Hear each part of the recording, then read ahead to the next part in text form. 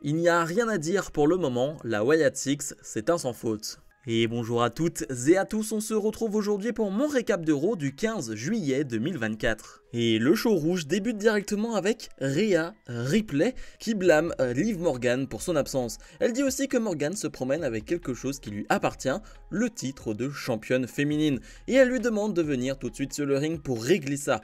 Liv Morgan ne vient pas, c'est Dominic Mysterio qui rentre à sa place avec une rose noire à la main. Ripley lui tourne le dos, Mysterio tente de lui parler mais elle ne veut rien entendre. La championne apparaît finalement sur l'écran. Elle se vante de ce qu'elle a fait ces dernières semaines, d'avoir tout pris à Rhea Ripley, y compris Mysterio qui continue d'essayer de parler à Ripley sur le ring. Ripley s'adresse à Liv Morgan pour la défier pour un match lors de SummerSlam, ce à quoi Morgan la met en garde. Elle n'est plus la même, elle a fait des choses que Ripley n'a pas su faire, comme débarrasser Mysterio de son père indigne, et elle va faire pareil avec Ripley. Alors que Morgan a quitté la conversation, Rhea Ripley s'adresse à la caméra, lui expliquant qu'elle ne va pas simplement mettre fin à son règne, mais aussi à sa carrière. Promo correcte pour commencer ce show, c'est quand même plaisant de revoir Rhea Ripley sur un ring WWE. Avec ce match à SummerSlam qui est maintenant officiel, on s'y attendait, hein. Rhea Ripley, Liv Morgan, c'est pas vraiment une surprise mais c'est officiel et c'est bien, on met déjà ça en place, comme ça au moins on peut construire une histoire autour qui est déjà présente, mais on peut construire autour de ce match, avec bien sûr le titre qui est en jeu, mais toute l'histoire avec Dominic Mysterio qui va parasiter tout cela et qui va clairement jouer un rôle sur le résultat de SummerSlam. Sheamus fait face à Bronson Reed dans un combat de 5 minutes qui était tout simplement excellent.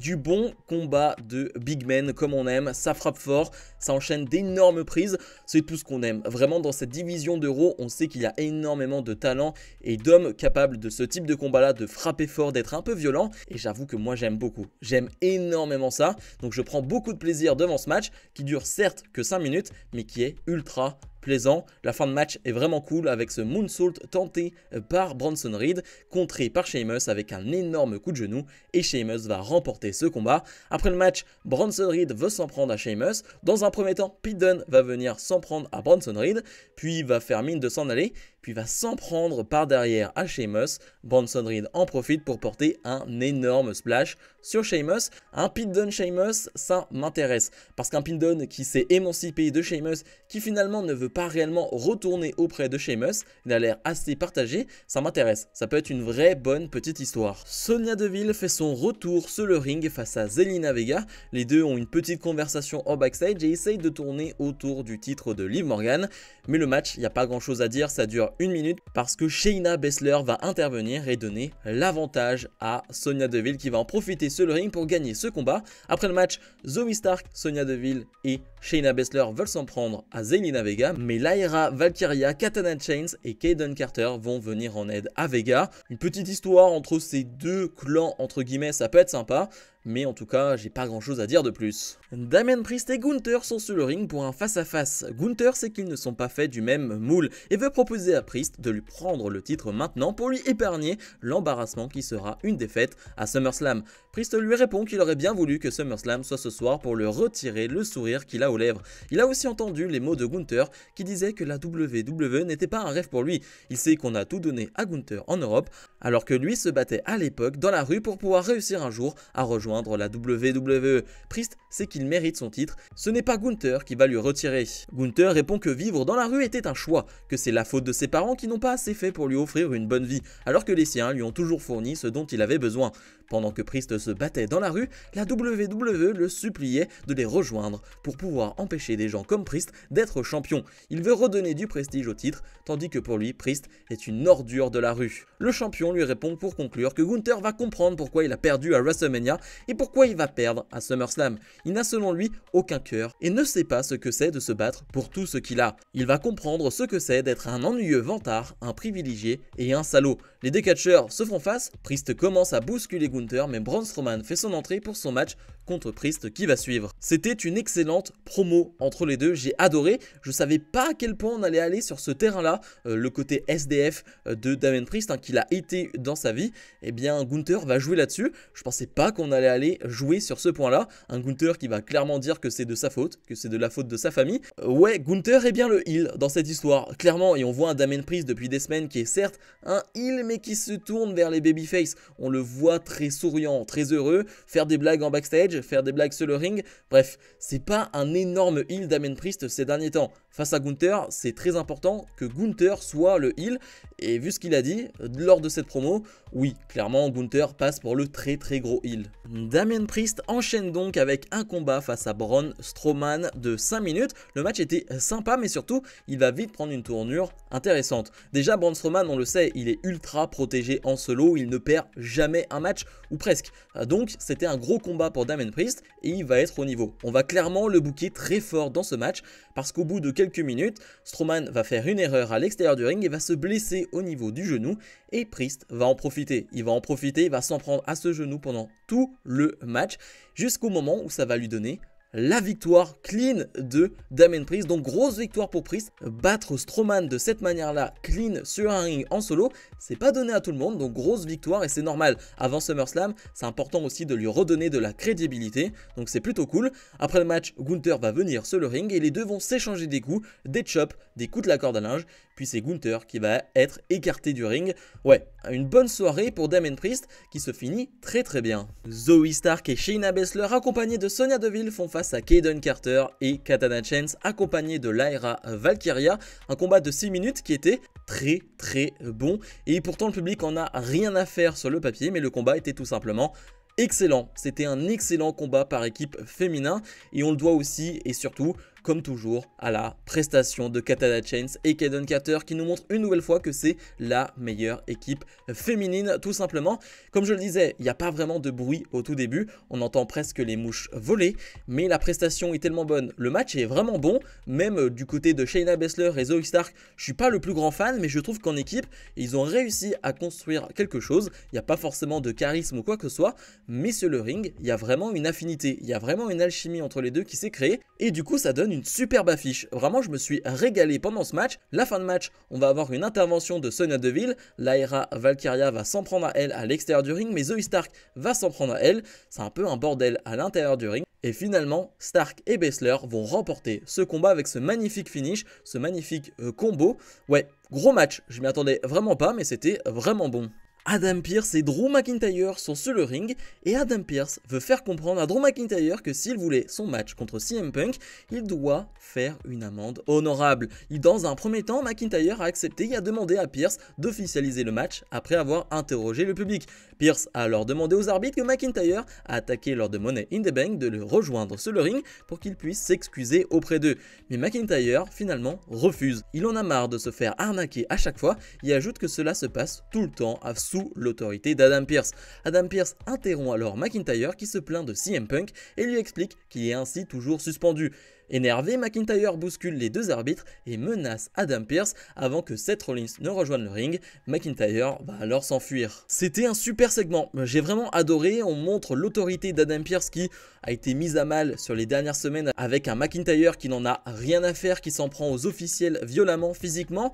Et bien là, c'était la goutte de trop. Une nouvelle fois, il est toujours suspendu, il ne veut pas s'excuser. Et Seth Rollins, on le sait, il est dans cette histoire parce qu'il y a CM Punk, il y a McIntyre. C'est compliqué toute cette histoire avant SummerSlam, on ne sait pas réellement ce qui va arriver. Est-ce qu'on aura un match CM Punk McIntyre? Est-ce qu'on aura un match à 3 avec un Rollins ajouté dans le combat? C'est la vraie question. Est-ce que CM Punk va être apte? Et est-ce que c'est pas ça le plan finalement, un Seth Rollins face à Drew McIntyre? Parce que CM Punk n'est toujours pas apte. C'est la question qu'on peut se poser. On nous présente des images du Pat McAfee Show aujourd'hui alors qu'il a reçu une cassette VHS des Wyatt Six. La WWE va alors nous dévoiler ce qu'il y a sur cette cassette. On retrouve Eric Rowan qui discute avec Oncle Howdy. Howdy lui demande comment il va. Rowan dit que les dernières années ont été bien difficiles. Il avait une famille, personne ne pouvait les arrêter ou bien les séparer. Et un jour, le monde entier a changé. Il a perdu un frère, la personne qui croyait en lui. Face à cette situation, il faut se relever et avancer. La vie continue. Alors qu'il pensait avoir tout réglé, son autre frère est parti aussi. Il n'avait plus aucune famille. Il n'arrivait plus à se lever ou bien bouger. Il s'est retrouvé seul. Oncle Howdy lui lance un masque de mouton et lui demande comment il se sent. Rowan dit que ça lui donne de l'espoir. Lorsqu'il était au plus bas, il a accepté l'aide car il en avait besoin. Il s'est relevé et maintenant il a un objectif dans sa vie, un objectif pour aider les autres comme lui. C'est le début de l'espoir. Elle était vraiment pas évidente cette cassette VHS. On avait vu ce teasing de la part des Wyatt Six sur les réseaux sociaux que ça allait être Eric Rowan qui allait parler. Et quand on sait qu'il a perdu Luke Harper et Bray Wyatt. Forcément, on s'attendait à ce type de vidéo assez émouvante. Je ne sais pas vous, mais oui, moi j'ai été assez ému parce que je savais qu'il allait parler de ses deux frères et que oui, c'est terrible, c'est juste une malédiction, j'ai envie de dire. Donc c'est dévastateur et Rowan joue très bien. Rowan est excellent et en plus on l'a pas entendu énormément parler. Rowan, c'est pas quelqu'un qu'on a vu faire énormément de promos et là l'entendre assez ému et nous parler d'espoir en fin de VHS, ouais, c'était vraiment une très grande vidéo. Dominic Mysterio fait face à Jey Uso. Alors j'ai pas grand chose à dire techniquement sur le match, simplement j'ai bien aimé l'attitude d'un Dom Mysterio qui est énervé parce que Jey Uso une nouvelle fois il profite de la situation, il charrie Dominic et clairement il fait comprendre qu'il est intéressé par Rhea Ripley. C'est pour cela qu'on a ce match et Dom va attaquer Jey avant le combat. On va avoir un Dom en domination mais il ne se passe pas grand chose de plus. Pendant le match on a Liv Morgan qui va arriver et comme d'habitude Morgan et Dominic Mysterio vont se retrouver dans des positions particulières, hein, c'est ce que je peux dire, et Rhea Ripley va venir, Morgan va s'échapper à travers le public et puis Jey va porter le tombé gagnant sur le ring. On voit une Rhea Ripley assez énervée mais elle va retrouver Dominic Mysterio en backstage et tu sens qu'elle est quand même fière de ce qu'a fait Dominic. Il s'est quand même battu pour elle et du coup elle va dire je ne t'appartiens pas, je ne suis à personne mais par contre tu es à moi. Donc clairement c'est un peu reparti entre les deux et on voit un Dom Mysterio assez heureux. Alors c'est reparti mais en même temps il y a toute cette histoire avec Liv, donc bien sûr rien n'est terminé. Chad Gable est sur le ring, il sait que Oncle Howdy est Bo Dallas et ça tombe bien, Bo Dallas fait son entrée. Rapidement les Creed Brothers attaquent Bo Dallas jusque sur le ring. Dallas est mort de rire malgré les coups qu'il prend à la grande surprise de Gable. Et puis soudain, le reste des Wyatt Six vont faire leur entrée, ils prennent leur temps pour rejoindre le ring et Gable et Creed vont avoir le temps de fuir. Les Wyatt Six se retrouvent sur le ring ensemble avec Dallas pour finir ce segment. Alors deux choses, déjà on a vu que Chad Gable était bien allié aux Creed Brothers et ça il était temps et c'est une très bonne chose. Et deuxièmement, eh bien oui, les Wyatt Six qui font leur rentrée de cette manière-là, c'est génial. Et puis on voit un Bo Dallas qui se fait fracasser, maltraiter par le clan de Chad Gable, mais qui est juste mort de rire. Et ce que j'aime, c'est qu'il n'y a pas de côté surnaturel où il va se relever ou quoi que ce soit, où il est surpuissant. Non, non, il est juste mort de rire malgré le fait qu'il soit KO. Malgré le fait qu'il se soit fait totalement fracasser, martyrisé par le clan de Gable, il est juste mort de rire. Et ça j'aime beaucoup, et l'entrée est géniale. Je ne sais pas si ça va être leur entrée basique de la part des Wyatt Six, parce que du coup t'as pas une énorme musique derrière ou quoi que ce soit. Tu as juste ce bruit de fond qui est présent, mais t'as pas une vraie musique derrière, donc un peu dommage je trouve, même si ça donne une espèce d'ambiance très particulière. Non, pour l'instant je suis fan, rien à dire, je suis totalement fan de la présentation des Wyatt Six. Et dans le main event, Sami Zayn fait face à Ilya Dragunov, le titre intercontinental est en jeu et tout au long de la soirée on a eu des vidéos pour nous hyper ce match, que ce soit du côté de Ilya Dragunov ou de Sami Zayn, et c'est plutôt cool une nouvelle fois de voir Dragunov en main event. C'est un combat qui va durer moins de 10 minutes mais qui est excellent. On parlait tout à l'heure de la qualité du roster du côté de Raw, et bien c'est le parfait exemple. Tu peux te permettre d'avoir un Ilya Dragunov en main event de Raw face à Sami Zayn. Il n'y a rien à dire de plus, c'est excellent, on a des gros coups, des gros échanges, d'énormes chops, d'énormes prises qui sont portées. C'est tout ce qu'on aime. Je regrette malheureusement que le public ne soit pas à 100% dedans. Je vois pas un public de dingue pendant le match, alors que le match est vraiment de grande qualité, donc je suis un peu déçu à ce niveau-là. Et je suis un peu déçu de la fin. On s'en doutait, on savait très bien qu'il allait avoir une intervention de la part de Bron Breakker. C'était sûr et certain, mais je trouve qu'en termes de réalisation, c'est presque un peu dommage. Parce que les deux vont se retrouver à l'extérieur du ring, et vu qu'on veut nous faire absolument ce plan vu du dessus du spear de Bron Breakker, eh bien on va nous montrer que Bron Breakker est présent, on va le suivre sur la rampe et puis il va accélérer, on va avoir la vue du dessus et le spear porté sur Dragunov, disqualification donc, mais j'aurais aimé presque que ce soit une surprise. Là, bah, on voit que Bron Breakker est présent et on sait qu'il va intervenir. Après le match, Breakker va aussi s'en prendre à Sami Zayn avec un énorme spear en prenant énormément d'élan dans les cordes et énormément de vitesse. Plutôt cool aussi de terminer un show avec un Bron Breakker debout sur le ring, mais une nouvelle fois c'était un peu vu et revu. C'est cool, mais on peut pas dire que ce soit hyper original. Bilan de ce Raw, je vais mettre un 7,5 sur 10 et je dois le dire directement, j'ai trouvé hyper long. Alors vous me direz, oui c'est 3 heures comme d'habitude, mais moi qui dois faire des vidéos, qui dois parler de chaque segment ou chaque promo match, j'ai remarqué qu'il était très long parce qu'il y a eu énormément de choses et c'est pas évident de dire des choses sur chacun des segments, chacun des matchs parce que tout n'a pas été hyper intéressant. Donc pour vous c'est peut-être un Raw normal, mais de mon côté j'ai vu qu'il y avait énormément de choses, mais il y a eu énormément de bonnes choses. Le main event était cool, j'ai bien aimé Damien Priest dans ce show, j'ai bien aimé Rhea Ripley dans ce show, j'ai bien aimé tout ce qu'il s'est passé autour des Wyatt Six, franchement rien à dire. Et le combat tag féminin, je le mets quand même en avant parce que il était excellent. Donc globalement j'ai passé un bon moment devant ce show, même si je l'ai trouvé très long de mon côté. Bref, comme d'habitude, je vous invite à mettre un maximum de pouces vers le haut, à vous abonner, et nous on se retrouve dès demain pour mon récap de NXT. Salut, salut!